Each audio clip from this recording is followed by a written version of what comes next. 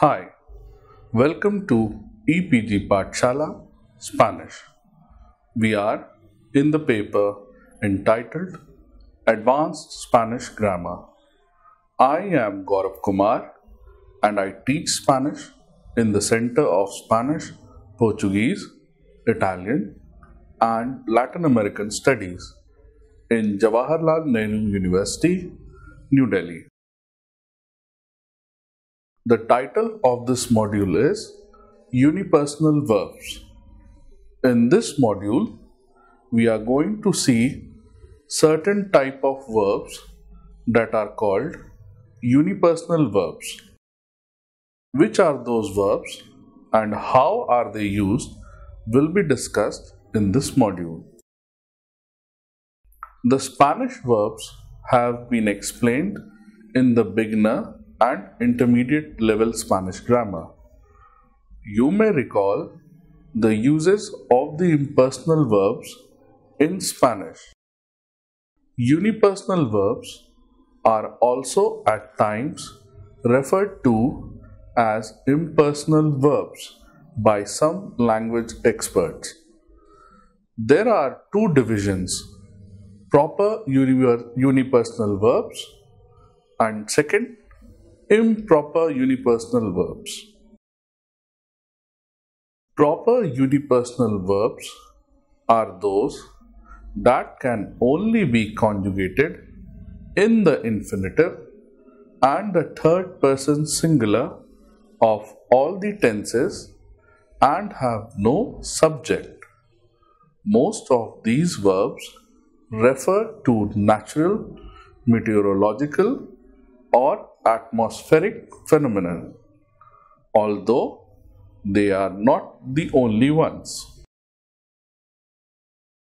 Let us take the examples one by one.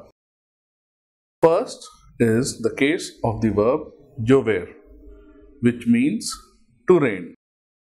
It is a stem changing verb and the vowel O changes into UE in the conjugation. The third person singular is the only possible conjugation in all tenses and mood. Obviously, the command form cannot be used with such verbs, but the indicative and subjunctive are possible in the different tenses of past, present and future. In the indicative, for the verb llover, the forms are present indicative, it is llueve, the past or the preterite is llovió, the imperfect past is llovía, and the future is lloverá. The same verb in the subjunctive has the following conjugation. In the present subjunctive, it is llueva, and in the imperfect subjunctive, it is lloviera. In the conditional, it is llovería. The gerund form of llover is lloviendo, and the past participle is llovido. Let us take some examples. El Departamento Meteorológico pronostica que mañana va a llover. I repeat, el Departamento Meteorológico pronostica que mañana va a llover. In English, the translation is, the meteorological department predicts that it is going to rain tomorrow. Let us take another example. Ayer llovió a cántaros en Mumbai. I repeat, ayer llovió a cántaros en Mumbai. Yesterday, it rained cats and dogs in Mumbai. Another example, este monzón ha llovido poco. I repeat, este monzón ha llovido poco. This monsoon, it has rained less. Another example, espero que llueva en la semana que viene. I repeat, espero que llueva en la semana que viene. The English translation is, I hope it rains in the next week. Next example, fue extraño que lloviera tanto en el desierto. I repeat, fue extraño que lloviera tanto en el desierto. In English, it was strange that it rained so much in the desert. I hope the sentences have made you understand the usage of the unipersonal verb llover in different forms. Now we can go through the list of such verbs and their conjugation pattern. Amanecer, which means sunrise or dawn. In the present indicative, it is amanece. In the past or the preterite form, it is amaneció. In the imperfect past, it is amanecía. Future, amanecerá. Conditional, amanecería. In the subjunctive, the present subjunctive form is amanezca. Imperfect, amaneciera. Gerund, amaneciendo. Past participle, amanecido. Next verb is anochecer, to get dark or dusk. The indicative forms in different present tense, past and future and conditional are the following. Present, anochece. Preterit, anocheció. Imperfect past, anochecía. Future, anochecerá. Conditional, anochecería. Subjunctive forms are present, anochezca. Imperfect, anocheciera. Gerund, anocheciendo. Past participle, anochecido. Atardecer, to get dark or twilight. The present indicative, atardece. The preterite, atardeció. The imperfect, atardecía. Future, atardecerá. Conditional, atardecería. The subjunctive forms are present, atardezca. The imperfect subjunctive, atardeciera. Gerund is atardeciendo. Past participle, atardecido. Next verb is diluviar, to rain heavily. Present indicative, diluvia. Preterite, diluvió. Imperfect past, diluviaba. Future, diluviará. Conditional, diluviaría. The subjunctive forms are present, diluvie. Imperfect, diluviara. Gerund, diluviando. And the past participle is diluviado. Next verb is eclipsar, to eclipse. The indicative form are present, eclipsa. Preterite, eclipsó. Imperfect past, eclipsaba. Future, eclipsará. Conditional, eclipsaría. The subjunctive forms are present, eclipse. Imperfect, eclipsará. Gerund, eclipsando. And the past participle, eclipsado. Next verb is escarchar, which means to frost. Let us see the different conjugations possible in the third person singular for this verb. In the indicative, present form is escarcha. The preterite is escarchó. The imperfect form is escarchaba. Future, is escarchará. Conditional is escarcharía. Let's see the subjunctive forms for the same verb.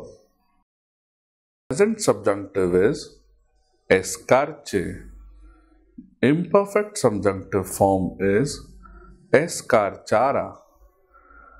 Gerund form is escarchando and the past participle is escarchado.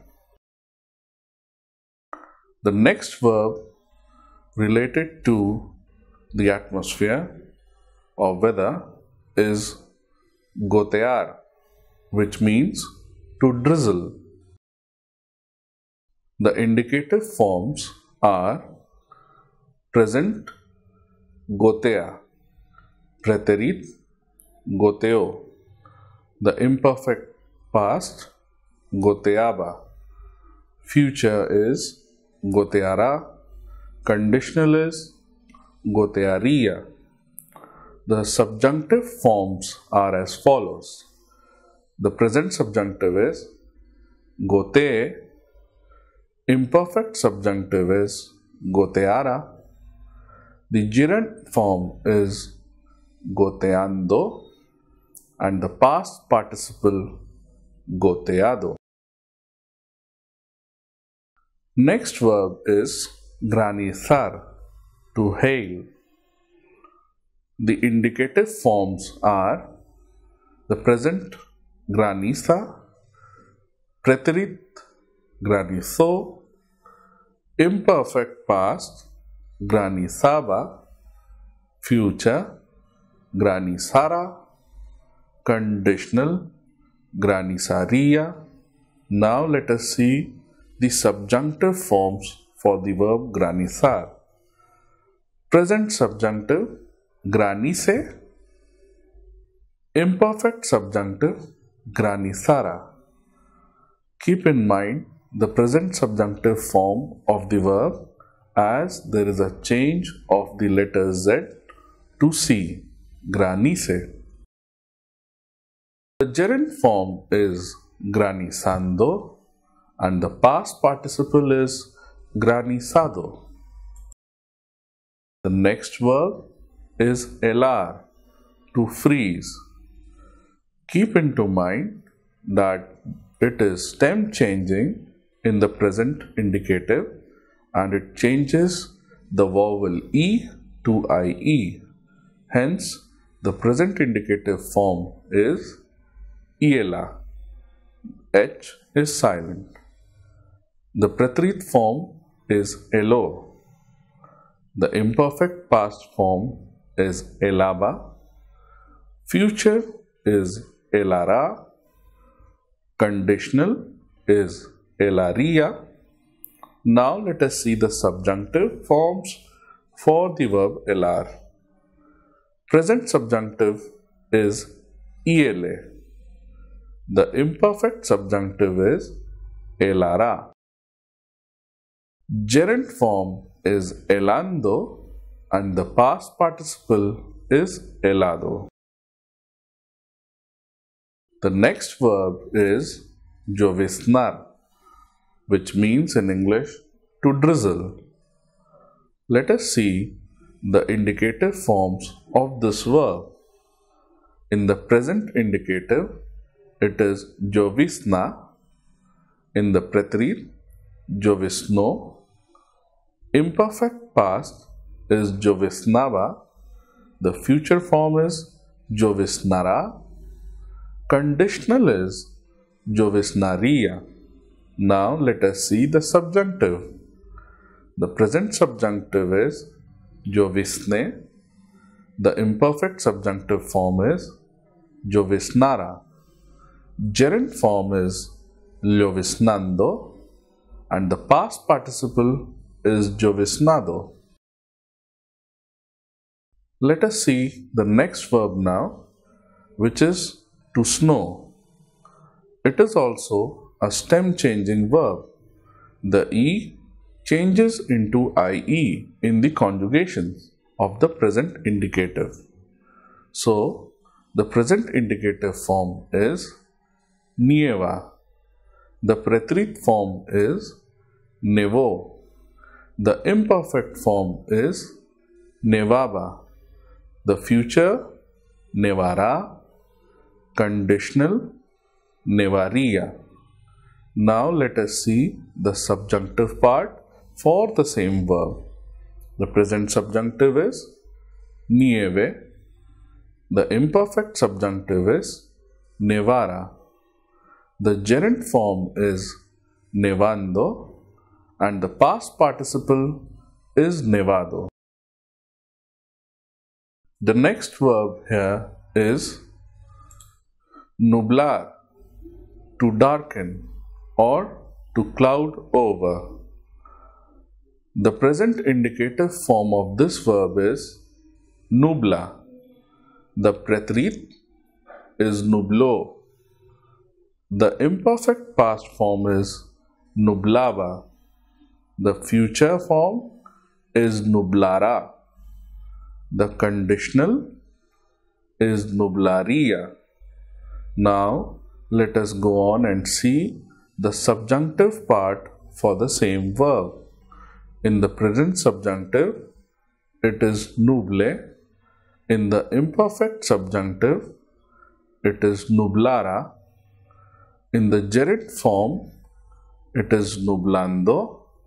And in the past participle, it is nublado.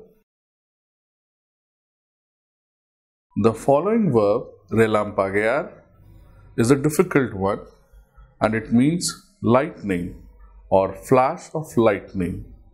In the present indicative, it is conjugated as relampaguea.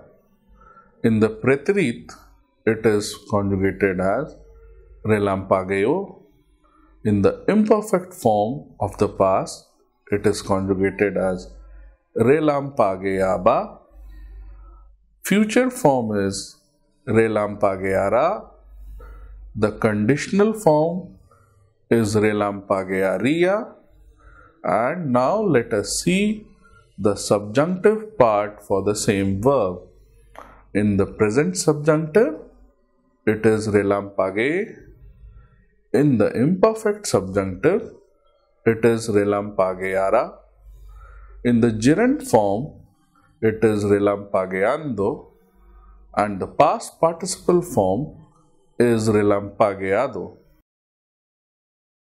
The next verb that we will consider is tronar, which means to thunder. It is a stem changing verb in the present indicative and the O changes to UE in the conjugation.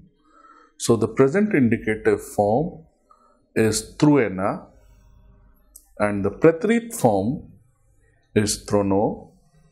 The imperfect past form is tronaba. Future is tronara. Conditional tronaria. The subjunctive forms of this verb are the present subjunctive truene, imperfect subjunctive tronara, the gerund form is tronando, and finally the past participle form is tronado. It is interesting to note that when the unipersonal verbs are not used in their true sense, then in that case they cease to act as unipersonal verbs and can be conjugated with other persons of singular and plural forms. It is more of a figurative use of such verbs rather than being a literal use. Let us take some examples. Durante la guerra llovían bombas del cielo. I repeat, durante la guerra llovían bombas del cielo. The English translation is, during the war, bombs used to rain from the sky. Let us take another example. Amanecimos en París. I repeat, amanecimos en París. The English equivalent is, we woke up in Paris. Let us now see the case of the improper unipersonal verbs. It refers to the verbs that in some usages act like the unipersonal verbs, conjugating only in the third person singular and the infinitive forms only. The verbs hacer, ser, and haber at times act like unipersonal verbs.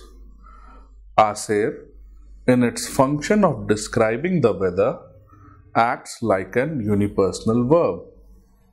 The third person singular conjugation of hacer is used in the following cases.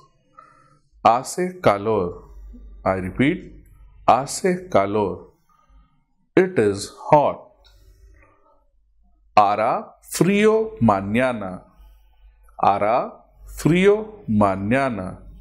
It will be cold tomorrow. It can be used as an infinitive also, like in the following example. Hoy va a hacer calor.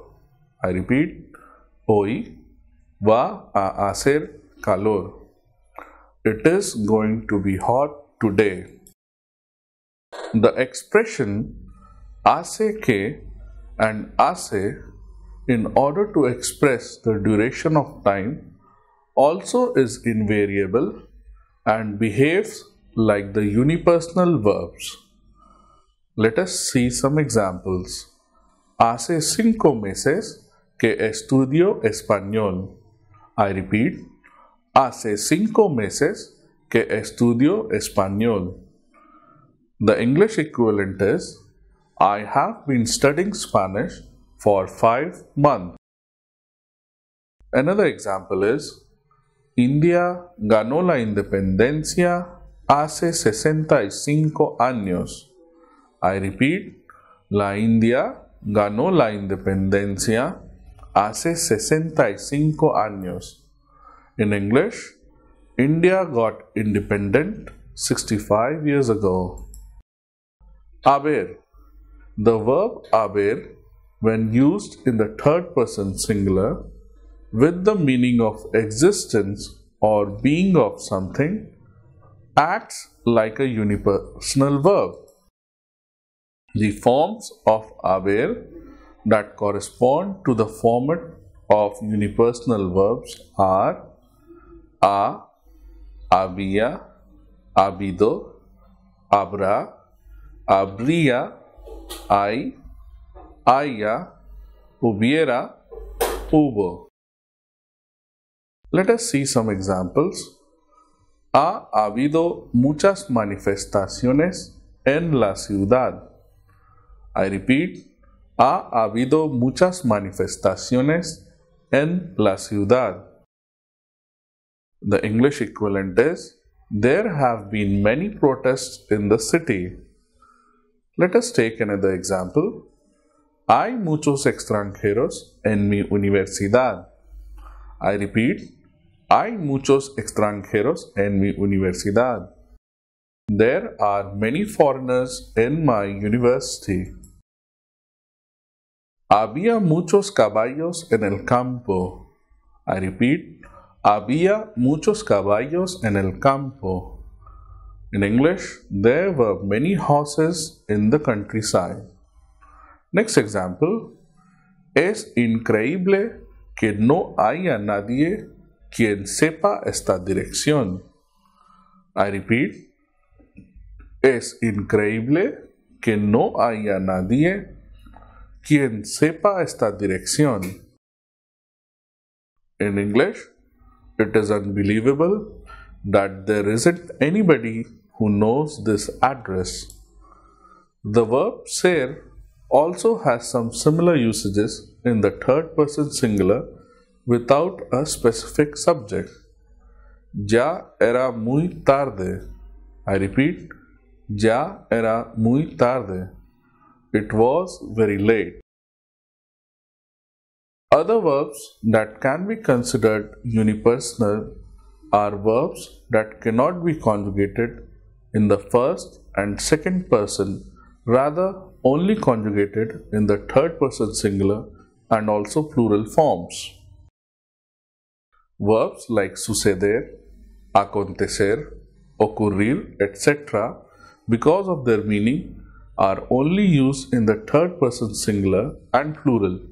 You will also notice that in these examples, there is a subject for the verb.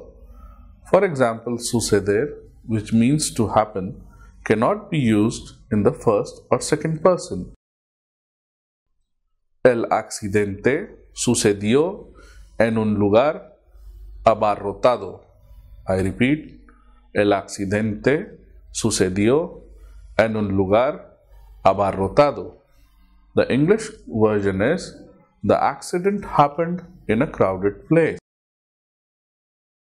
Then we have such verbs that because of the structure are conjugated in the third person singular or plural form. For example, parecer, importar, bastar, etc. Examples: me parece interesante tu análisis del texto. I repeat, me parece interesante tu análisis del texto. In English, I find your text analysis interesting. The verbs that represent the sounds emitted by animals are also conjugated either in the third person singular or the plural, hence considered unipersonal.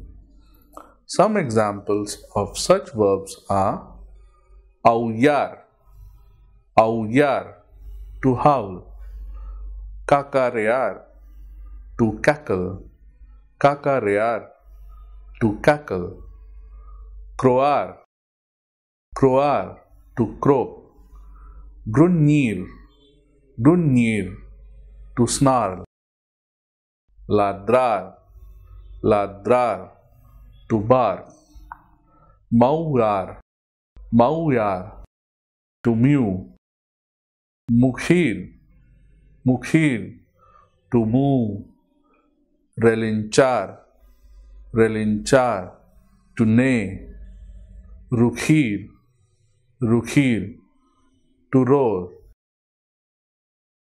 Unipersonal verbs are interesting and need special attention at the time of use. Hope it will add to your already vast knowledge of the Spanish verbs.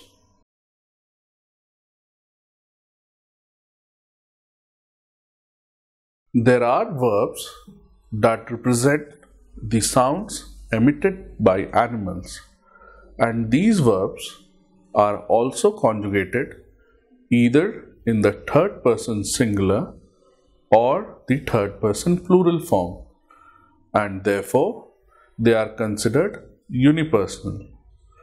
As you can understand that these verbs cannot be conjugated in other forms of yo, tú, or nosotros, vosotros, because they refer to specific animals, and animals will always be referred to either in the third person singular or in the third person plural. Some examples of such verbs are aullar, I repeat, aullar, which means to howl. Next is cacarear, I repeat, cacarear, which means to cackle. For example, we can say, los pájaros cacarean mucho. I repeat, los pájaros cacarean mucho, which means in English, birds cackle a lot. Next verb is croar, croar, to croak. This particular sound is related with the croaking of the toads. In Spanish, las ranas croan mucho. Las ranas croan mucho. Toads croak a lot. The next verb is gruñir. Gruñir, to snarl. The next verb is ladrar.